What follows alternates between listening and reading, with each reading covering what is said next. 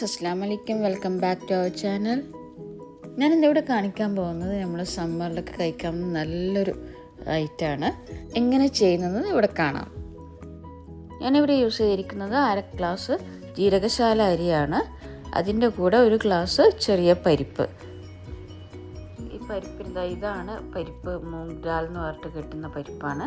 ഇതെല്ലാ സ്ഥലത്തും എന്താ പേരെന്ന് എനിക്ക് ശരിക്കും അറിയാത്തതുകൊണ്ട് ഇവിടെ ഇങ്ങനെ കാണിക്കുന്നത് കേട്ടോ. ഈ അളന്ന് വെച്ച അരിയും പരിപ്പും രണ്ടും മിക്സ് ചെയ്യുക. ഇത് നന്നായി വൃത്തിയായി കഴുകിയെടുക്കുക.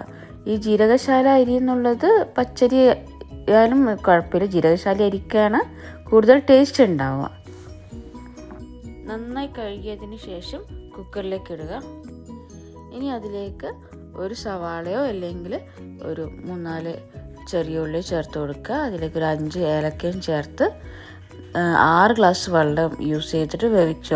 വെള്ളം കൂടിപ്പോയാലും പ്രശ്നമൊന്നുമില്ല കേട്ടോ. ഇത് വേവുന്നതിന് കട്ടിയായി വരും.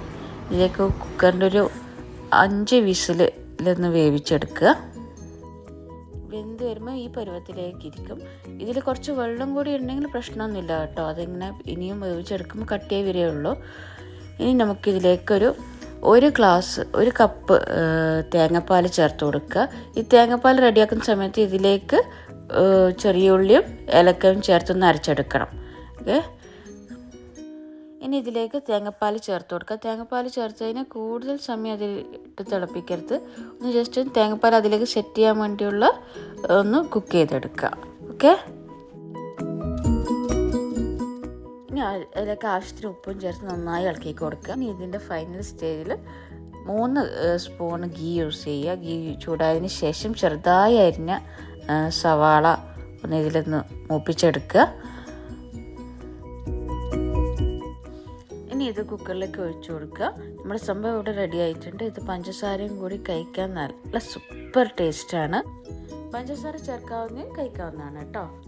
വളരെ എളുപ്പത്തിൽ ചെയ്യാവുന്നൊരു ഐറ്റം അല്ല അല്ലേ.